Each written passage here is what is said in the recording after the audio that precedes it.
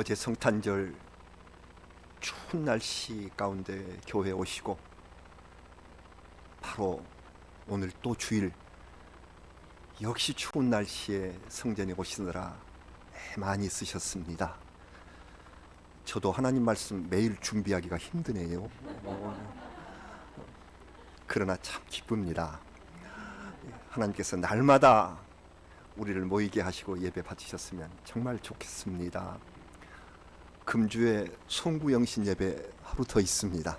네, 금요일 밤인데 날씨를 더 풀어주시기 바라고, 우리 기쁨으로 우리 성도님들이 함께 우리가 한 가족이니까 하늘나라를 바라보는 영식의 예배를 같이 드렸으면 좋겠습니다.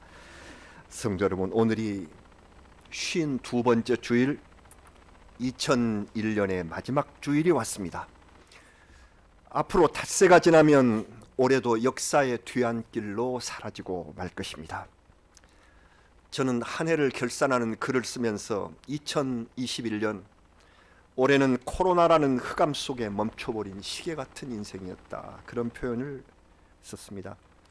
전염병으로 인하여 온 세상이 멈춤의 자리에 그대로 서버렸기 때문에 외면적 흐름을 이어갈 수 없었다는 것입니다. 그러면 우리는 멈춰야 하느냐? 아닙니다. 하나님께서 주신 우리의 내면의 흐름이 있습니다. 이걸 말하고자 했습니다. 정말 올해는 사람을 만나러 밖에 나가도, 일하기 위해 직장에 출근을 하여도, 공부하려고 학교에 가도, 그리고 예배드리기 위하여 교회에 나와도 예외 없이 코로나라는 어두운 그림자가 우리의 앞을 가로막아버린 1년이었습니다. 이런 어려움 속에서 우리는 내면적 변화를 추구할 수밖에 없었고, 이 내면적 변화를 능동적으로 수용한 사람과 그렇지 못한 사람과의 격차가 벌어진 한 해였습니다. 이걸 기억하셔야 합니다. 구체적으로 말하면 학교에 제대로 가지 못하게 되는 동안에 그냥 쉬면서 놀면서 시간을 흘려보낸 학생들의 학력은 크게 떨어질 수밖에 없게 되었고, 반면에 선생님을 직접 만나서 공부하기 어려운 조건을 스스로 채우면서 노력한 학생은 더욱더 성과를 거둘 수 있었다는 말씀이죠. 회사도 마찬가지입니다. 이 어려운 환경을 비대면으로 전환을 해서 지혜롭게 선도한 기업은 내면적 성장을 오히려 더 이루어갈 수가 있었다는 뜻입니다. 그럼 우리의 신앙은 어떻습니까? 하나님의 성전에 나올 수 있는 날들이 제한되어 버렸습니다. 예배 출석 및 나오셔서 말씀 듣기, 기도와 봉사와 헌금의 열심, 내 신앙의 성장 기회가 표면적으로 제한되어 버렸던 한 해인 것입니다. 그러나 이 기회에 지금까지 내 믿음을 돌아보며 내면적 변화와 성장을 이루신 성도님들은 그만큼 더 믿음이 자랐습니다. 내면적 성장이 이루어졌습니다. 형식적인 믿음을 가진 분들은 올해의 교회 생활이 어쩌면 매우 편하고 쉬웠다고 아마 말할 수도 있을 것입니다. 그렇다면 하나님께서 우리를 향해 엄하게 내리시는 이 엄한 말씀을 들어보십시다. 이사야 1장 12절입니다. 같이 읽어보실까요? 너희가 내 앞에 보이러 오니 이것을 누가 너희에게 요구하였느냐? 내 마당만 밟을 뿐이니라.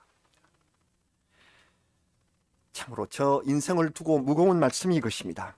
교회 마당만 밟고 하나님께 잠시 보이러 오는 사람을 나는 요구하지 않는다라고 말씀을 하셨습니다.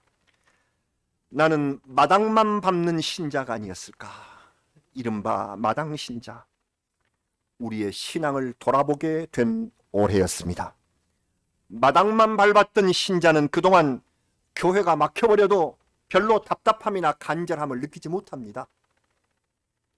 그러나 진실한 하나님의 자녀는 그 아픔을, 성전이 막힌 아픔을 매일 읽고 묵상하는 말씀과 기도를 통해서 이전보다 더 신앙이 성장하는 은혜의 결실을 얻게 된 줄 믿습니다. 그렇게 하셨습니다. 올해 이 한 해의 마지막 주일을 맞으면 하나님께서 내리시는 종말을 늘 생각하며 예비하는 주일이 되셔야 합니다. 시작이 있었으므로 마지막이 있습니다. 올해 한 해도 시작되었으므로 이렇게 마칩니다. 우리의 인생 시작되었으므로 언젠가 마치게 될 것이며, 이 세상 예수 그리스도가 오심으로 마치게 될 것입니다. 끝을 연습해야 하는 날이 오늘 주일입니다. 오늘 봉독한 말씀 중에서 말일이 나옵니다. The last day. last. 우리 마지막이다. 네, 마지막 날에 이 말씀은 종말론적인 의미로서 성경에 자주 나오는 주의 날, The Lord, Days of Lord, 로드의 날, 하나님의 날, 주의 날이라는 말씀입니다. 그날에 무슨 일이 일어난다고 하셨습니까? 오늘 봉독하신 2절, 이사야 2장 2절을 다시 한번 같이 봉독하십니다. 말일에 여호와의 전에 산이 모든 산 꼭대기에 굳게 설 것이요 모든 작은 산 위에 뛰어나리니 만방이 그리로 모여들 것이라. 아멘. 주님이 임하시는 구원과 심판의 날에 교회가 중심이 되어 사람들이 그렇게 모일 것이다. 하나님이 임하신 처소로 인간들이 모이게 된다는 것입니다. 하나님이 임하실 처소가 교회이기 때문에. 그래서 주님께서 거룩한 전에 계시고 주님의 택함을 받은 성도들이 그 안에 있고, 마당 신자들은 바깥 마당에 있고, 주님을 멀리한 사람들은 늘 우리가 복음서에서 보았듯이 문 밖에서 슬피 울며 이를 갈미 있다. 슬피 울며 발을 구르게 될 것입니다. 오늘은 종말을 연습하는 올해의 마지막 주일입니다. 우리는 이 마지막 주일에 소망의 말씀과 함께 소망의 선지자를 만나게 됐습니다. 또 하나님께서는 우리 성경 읽기 대행진의 순서에 따라서 우리에게 한 분의 선지자를 찾아오게 하셨습니다. 잘 아시는 대로 그 선지자의 이름은 이사야 선지자. 약 2달 동안 읽으셔야 합니다. 이사야의 성경 약자 명칭은 다 아시겠지만 이자가 아닙니다. 이사야 앞에 이자라고 약자를 이 몇 장 그러시면 안 되고 무엇이죠? 사입니다. 사. 그러면 또 아시는 대로 그럼 구약에 사사기가 있었는데 그 사는 뭔가? 거기는 삿이고요. 시옷자 붙인 그 다음 사무엘도 있었네. 사무엘상은 삼상, 사무엘하는 삼하. 신약에 보시면은 사도행전은 뭐라고 합니까? 약자가 거기는 행이고요. 이 사자는 이사야에서 쓰는 약자입니다. 그래서 오늘 2장 예언서로 들어가게 됐는데, 성경 말씀은 대예언서 4권, 소예언서 12권을 우리에게 주셨습니다. 대예언, 소예언은 그분들이 특별히 더 위대하시고 덜 위대하시고가 아니라 예언의 분량에 따른 것입니다.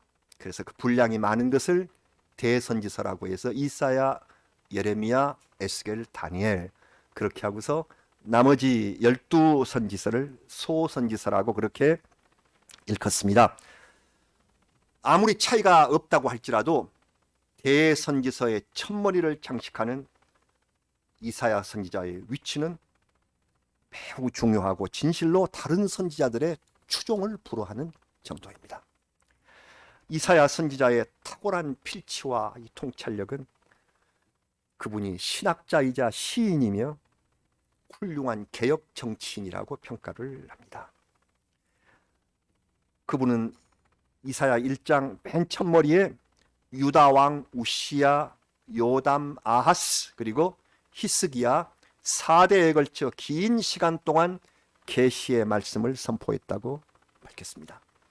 이사야 선지자가 활동하기 위해서 부름을 받은 소명의 때가 나중 6장에 보시면 우시야 왕이 죽던 해라고 기록이 되어 있습니다.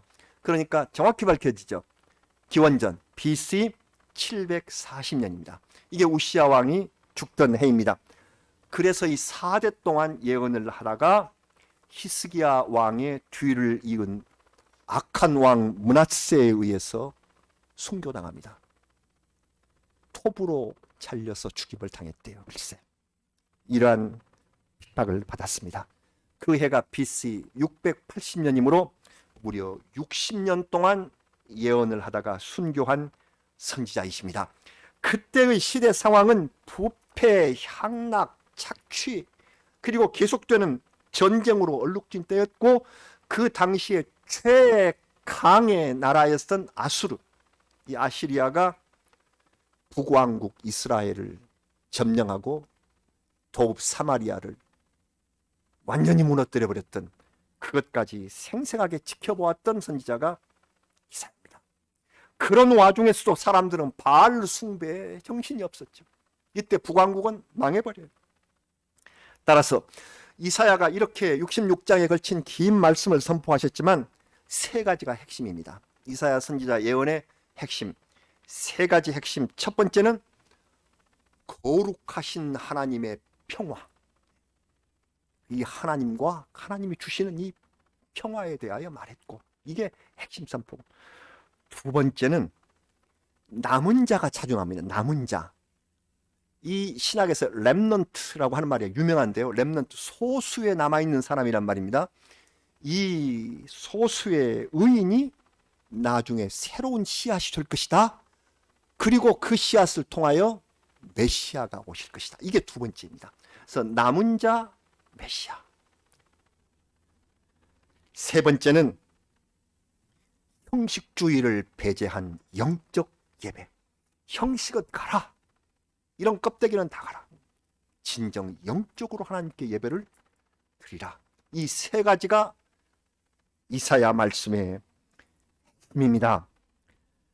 두 번째 남은 자 메시아와 세 번째 영적 예배는 다음 기회에 전할 말씀으로 두고, 오늘 본문 말씀이 선언하고 있는 평화의 예언을 주제로 삼고자 합니다. 온 세계가 한마음으로 바라고 그리고 사모하는 평화의 요절이 오늘 우리가 함께 봉독한 요절입니다. 세계적으로 귀한 요절. 저도 어렸을 때 이 말씀을 읽으면서 놀라운 감동을 받았던 오늘 말씀 4절, 평화의 선포입니다. 다시 한번 오늘 말씀인 이사야 2장 4절을 함께 봉독하시겠습니다. 그가 열방 사이에 판단하시며 많은 백성을 판결하시리니 무리가 그들의 칼을 쳐서 보습을 만들고 그들의 창을 쳐서 낫을 만들 것이며 이 나라와 저 나라가 다시는 칼을 들고 서로 치지 아니하며 다시는 전쟁을 연습하지 아니하리라. 아멘. 이 말씀이 우리에게 이루어지기를 간절히 바랍니다. 하나님의 심판의 때가 오면, 그날이 오면, 주의 날이 오면 세상 나라들은 모두 무기를 놓고 평화의 시간으로 들어가게 됩니다. 사람을 해치는 무기인 칼은 보습. 보습이 무엇이죠? 농사 지으려고 땅을 갈 때 쓰는 쟁기의 날, 그 쟁기 끝에 땅을 갈게 한 그 날을 보습이라고 합니다. 칼은 보습이 되고 창은 풀이나 곡식을 베는 낫으로 바뀔 것이다 하는 예언입니다. 그러므로 하나님의 때가 오면 지금의 핵무기 그리고 대량 살상 무기들은 아무 쓸모 없어져서 영원히 폐기될 것입니다. 이사야 선지자가 예언하던 초기는 전쟁의 시기였어요. 7장에 보면은 아람 왕, 아람은 지금 시리아입니다. 이 시리아 왕이 르신과 에브라임의 왕 베가, 에브라임은 북왕국 이스라엘을 가리켜요. 북왕국 이스라엘의 왕 베가가 동맹을 맺어서 예루살렘에 쳐들어왔어요.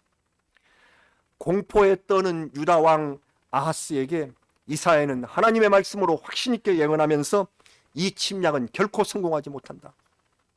하나님께서 허락해 주시지 않는다. 나아가서 65년 이내에 북왕국이 패망하고 다시는 나라를 이루지 못할 것이라 하나님의 말씀이라 하고 예언을 했는데, 그 슬픈 예언이 적중해서 곧 북왕국 망하고 말죠. 무엇보다도 평화를 위해서 애쓴 선지자, 주님의 평화를 외친 선지자가 바로 이사야였습니다. 우리는 이 말씀을 지금 들었습니다. 지금 우리는 눈앞에 닥친 이 전염병 때문에 평화의 중요성을 잠시 소홀하게 여기기도 했습니다. 평화를 위한 기도가 혹시 우리가 부족하지 않았을까? 올 한 해에 너무 전염병만 신경을 쓰다 보니 북한과의 대립과 무기 경쟁이 평화와 반대 방향으로 흘러갔고, 우리가 바라던 종전선언이나 민간 교류도 아무런 진전을 보지 못한 안타까운 한 해였습니다. 진정한 평화를 위한 노력이 더 필요합니다. 우리의 아들들이 집을 떠나서 국가에 징집되어서 총을 들고 휴전선을 지키고 있는 현실을 생각하면 우리 평화의 기도를 쉴 수 없습니다. 평화의 기도를 우리 더욱 드리셔야 합니다. 세계의 모습을 보면 올해 미얀마와 아프가니스탄 평화를 위한 우리의 기도의 제목이 되었습니다. 미얀마는 군부가 쿠데타를 일으켜서 이에 저항하는 국민을 마구 학살한 나라고 지금도 그것이 계속되고 있습니다. 아프가니스탄은 탈레반이 정권을 장악했습니다. 전쟁이 일어날 뻔했는데 미국이 군대를 철수함으로써 겨우 전쟁을 막을 수가 있었으나 그 나라는 탈레반의 나라가 되어버렸습니다.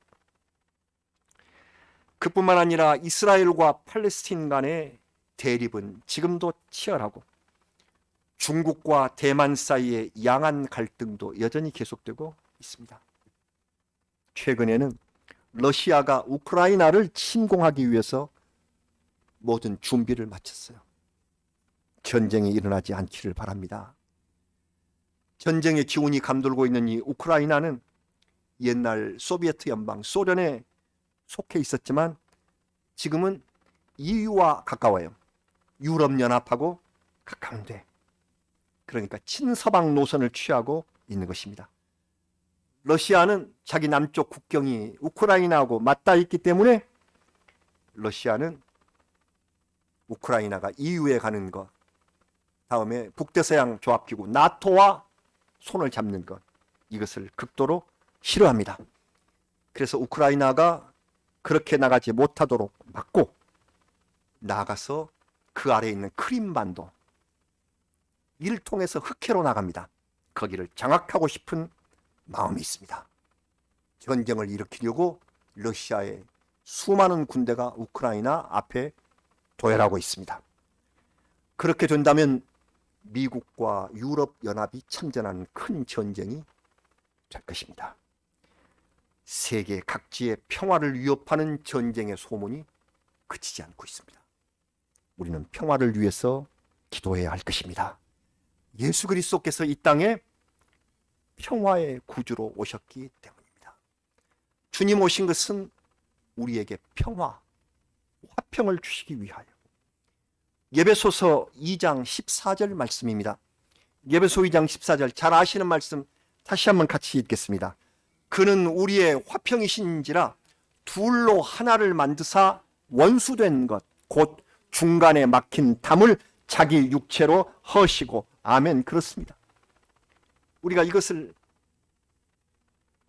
이 복음송으로 만들어서 부르지 않습니까? 주는 평화, 막힌 담을 모두 허셨네. 평화의 주님께서는 막힌 담을 모두. 지금은 전쟁보다 더 참담하게 막힌 담이 있습니다. 오늘 기도해 주셨습니다마는 함께 살아가야 할 형제와 같은 민족 사이에도 담이 높습니다. 서로 도우며 살아가야 할 사람들이 어쩌면 그렇게도 미운지 저주와 증오를 그치지 않습니다. 증오 범죄가 많습니다. 증오 범죄 유명하죠. hate crime. hate crime이라고 온 세계가 다 걱정하는 이 hate crime이 그 hate, 증오, 미워하기 때문에 일으키는 범죄입니다. 나와 다른 대상을 미워한다는 것입니다. 그래서 우리나라에서도 흔히 볼 수 있는 외국인 노동자, 이슬람교도 이런 사람들이 들어와 있습니다. 무조건 밉다 하는 사람들이 있습니다. 여성에 대한 증오를 갖는 사람들이 있습니다. 특정 지역에 대한 반감이 무조건 작용하는 범죄도 있습니다.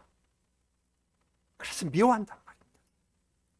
그리고 이 시점에는 정치적 반대 세력들이 날마다 담을 쌓고 있습니다. 대통령 선거가 다가왔기 때문이죠. 그래서 선거대책위원회라는 것을 만들고 사람들을 막 끌어들이는데 거기 들어만 가면 어제까지 우리가 괜찮다고 보았던 그러한 지성적인 사람이 거기만 들어가면 상대방을 비난하는데 열을 올리며 비난을 하고 욕설을 하고 말하자면 칼을 휘두르는 그런 일을 한다는 말입니다. 이런 일을 하는 분들 결국 자기 자신의 인생에 상처를 입는 결과로 돌아오고 말 것입니다. 우리는 기도합니다. 선거가 민주주의에 꽂히고 대통령은 반드시 뽑아야 할 텐데 그러나 이를 어찌할까? 이 선거에서 진쪽은 나중에 미움이 쌓여서 다음 선거 지방자치단체장 선거 때 이를 갈며 원수가 될 텐데 이런 악순환을 우리는 어떻게 해야 할 것입니까? 평화가 없다. 평화입니다.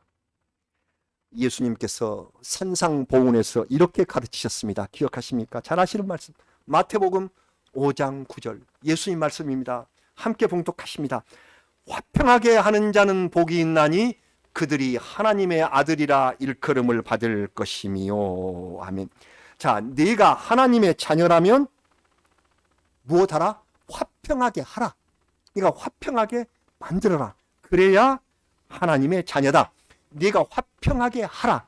다시 말하면 평화의 도구가 되라. 네가 바로 칼을 거두는 보습이 되라. 네가 바로 창을 거두는 낫이 되라. 우리 주님 이렇게 말씀하고 계시는 것입니다. 화평하게 하라. 그러면 하나님의 자녀다. 네가 평화의 도구가 되라. 평화의 도구라는 말을 들으면 성 프란치스코가 생각이 납니다. 영문식 명칭은 프란치스코, 프란시스. 성 프란시스의 그 유명한 기도, 주여 나를 무엇으로 써주소서? 평화의 도구로 써주소서. Instrument of Peace. 평화의 인스트루먼트, 도구가, 그 낫이, 평화의 보습이 제가 되고 싶습니다. 그가 어느 겨울 크리스마스 전후에 겪은 이야기가 있습니다. 추운 밤에 잠이 든 프란시스의 방에 노크 소리가 들렸다고. 문을 열어보니 한센병 환자가 떨고 서 있습니다. 그 추위에. 한센병, 나병입니다. 흉측한 얼굴에서는 몸에서 악취가 났습니다. 사흘을 굶었다는 이 환자가 불쌍해서 방에 들이고 프란시스는 내일 아침에 자기가 먹으려던 빵과 우유를 주었습니다. 허겁지겁 이 환자가 먹어치우더니 날이 새기까지 자고 가게 해달라고. 프란시스는 자기 침대를 내어주고 바닥에 누웠습니다. 그러나 환자는 잠들지 못하고 얼어붙은 몸이 풀리지 않는다면서 울었습니다. 망설이던 프란시스는 자기 옷을 벗고 침대에 올라가 그 환자를 끌어안고 이 온몸을 녹여준 채 잠들었습니다. 꿈에 그리스도께서 프란시스에게 오셨고 깨어나자 이 환자는 보이지 않았습니다. 프란시스는 그때부터 청빈과 겸손함으로 거린을 돕는 성자가 됩니다. 부보로 또 가지지 말아라 하신 마태복음 10장의 말씀을 마음에 새기고 무소유로 살면서 걸식 수도회를 창설했습니다. 싸움과 죄악, 미움과 편가르기로 가득 찬 세상에서 그는 자신이 평화의 도구가 되기를 원해서 우리가 잘 알고 부르는 이 기도시 평화의 기도, 주여 나를 평화의 도구로 써 주시옵소서. 우리는 지금 이 기도시를 함께 찬양하고자 합니다. 그러기 전에 오늘 우리에게 주신 이사야의 선포 말씀을 다시 한번 마음에 새기며 내가 그리고 내 삶이 평화의 도구로 바뀌게 됨을 하나님께 먼저 기도드리시기 바랍니다. 내가 가진 이 칼이 보습이라는 도구로 변화되어야 하고 남을 해치려던 이 칼 같은 미움을 논밭을 가는 쟁기날처럼 유익한 사랑으로 바꾸자는 것입니다. 남을 찌르려던 창과 같은 그러한 공격성을 버리고 낫으로 살아가는 봉사하는 도구가 바로 내가 되자는 것입니다. 내가 평화의 도구가 되자는 것입니다. 죽음을 만드는 일 대신에 생명을 경작하는 사람이 되는 것입니다. 주님을 위해, 세상을 위해, 남을 위해 나를 드리는 평화의 도구. 우리 함께 성 프란시스가 우리에게 가르쳐 주신 평화의 기도를 찬양하며 한 해를 보내는 우리의 신앙을 고백하시기로 합니다. 이 악보를 보시면서 주여 나를 평화의 도구로 써주소서. 우리 같이 평화의 기도를 찬양합니다.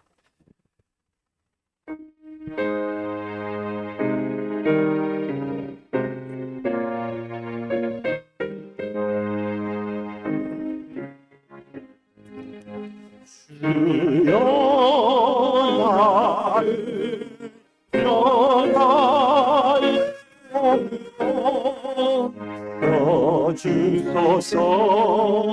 미움 있는 곳에 사랑을, 상처가 있는 곳에 용서를, 미움 있는 곳에 사랑을, 의혹이 있는 곳에 믿음을 심게 하소서. 주여 나를 평화의 도구로 써주소서. 오류가 있는 곳에 진리를, 오류가 있는 곳에 진리를, 절망이 있는 곳에 희망을, 어둠이 있는 곳에 광명을, 어둠이 있는 곳에 광명을, 슬픔이 있는 곳에 슬픔이 있는 곳에 기쁨을 심게 하소서. 위로받기보다는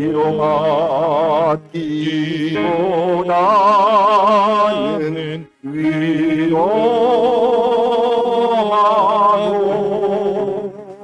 이해받기보다는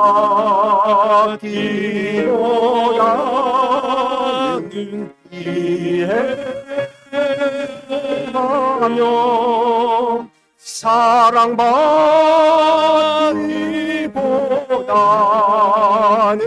사랑하며, 주님을 온전히 주 이름으로 영생하기